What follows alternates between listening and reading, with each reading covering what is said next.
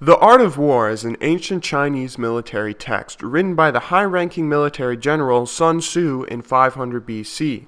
It's been embedded into our culture everywhere, whether you're in business or politics or a more directly related profession like the military. Everyone can learn something from this historic text. Well, starting today, once a week, we'll dive into a chapter of this timeless classic and use the knowledge of arguably the smartest military man of all time to help us get better at League of Legends. I suggest you guys read along with me. I'll provide links to text and audiobook versions in the description of each video. This is really a book that, whether you agree with it or not, everyone should experience it. So let's dive right in. The first chapter of The Art of War has plenty of valuable information. Within the first 20 lines, Sun Tzu explains 5 constant factors that should be taken into account when laying strategic plans.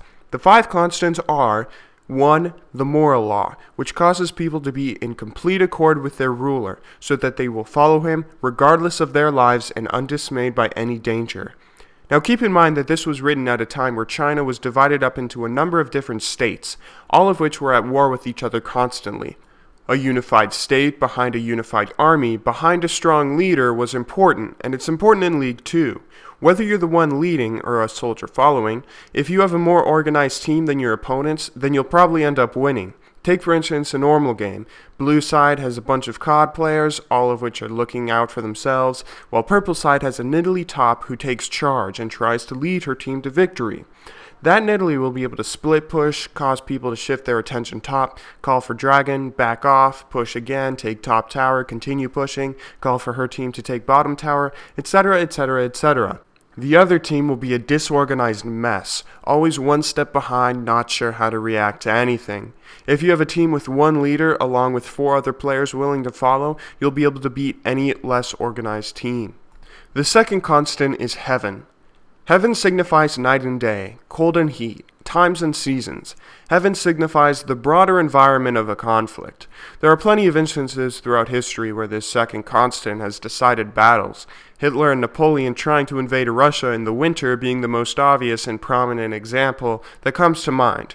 And although there aren't seasons in League, there's still a lot you can take away from this. I can't necessarily give any specifics because every game and every person is going to be different, but just keep in mind to not only focus on the gameplay itself.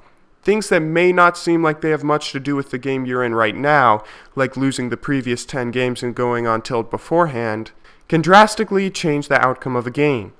Understanding the context of your battlefield is very important. The third constant is Earth.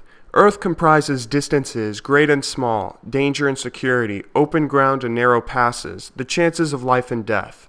It's not hard to relate this to League. In every sort of battle, whether it's real or in a video game, terrain is important. Fighting in the jungle with an Anivia on your team can give you a drastic advantage, whether you've been winning or losing the game so far. Fighting up or downhill can win or lose you the fight almost automatically. Don't forget that League of Legends isn't just a flat chessboard, and because of that, you have to take into account the terrain that the battle will take place at. The commander stands for virtues of wisdom, sincerity, benevolence, courage, and strictness. A lot of people overlook this constant. They think it's a bit of an odd, goofy, utopian idea that isn't as informative or as serious as the other 4 constants. But Sun Tzu wrote this for a reason, and you'd be wise to pay attention to it. Think of it this way. If your team's leader or shot caller or whoever you want to call him is constantly baiting your team, trolling you, or manipulating different players as if they're not important, like sending the support to go face check because he doesn't care if she gets killed off, then do you think that team will be successful? Of course not. Having a deceptive or overall dickish attitude sucks for everyone in the game, and it's not the characteristic of a good leader. You see this all the time in solo queue. Whether you do good or bad, if you act like a dick to your team, you're probably going to lose. Method and discipline are the 5th constant.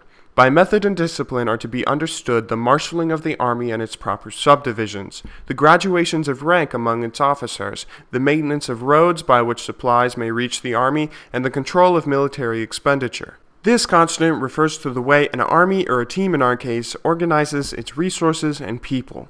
The organization and management of your team is obviously very important. Constantly getting only relevant information passed around is a major key to winning. Make sure that you know who's getting Aegis, who's getting Randuins, who's getting Abyssal, who's split pushing, and when you should do Dragon. Make sure you communicate all the necessary information to your team at the appropriate time. Like if your jungler says he's going to gank top, tell him if it's warded, where, how he can avoid it, and when it will time out.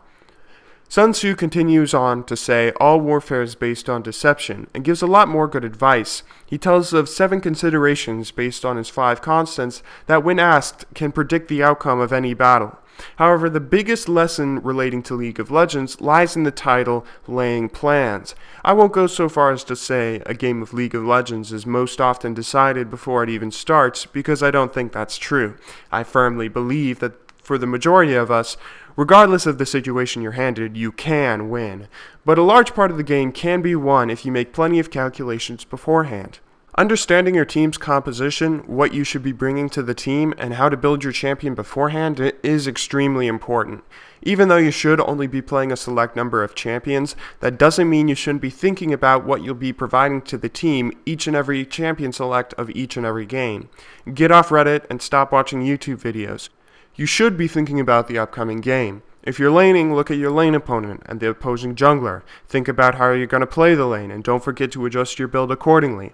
If you're the jungler, look at who you think you're going to be ganking and prepare for it. Look at which lanes will need the most help, which ones won't, which ones can snowball hard, and when you should gank them. Preparing and understanding how the game should turn out beforehand is important in League of Legends. If you keep your wits about you and you don't just focus on direct things like mechanics, then you should win more games, and hopefully you'll see yourself becoming a much better player the more and more you apply these principles. Thank you very much for watching. If you guys like this series and you want me to keep doing it, or if you have any suggestions or improvements for it, please tell me so in the comments. I'd appreciate it if you guys could like me on Facebook and follow me on Twitter if you haven't done so already. There are links in the description. And as always, good luck in solo queue and have a wonderful day.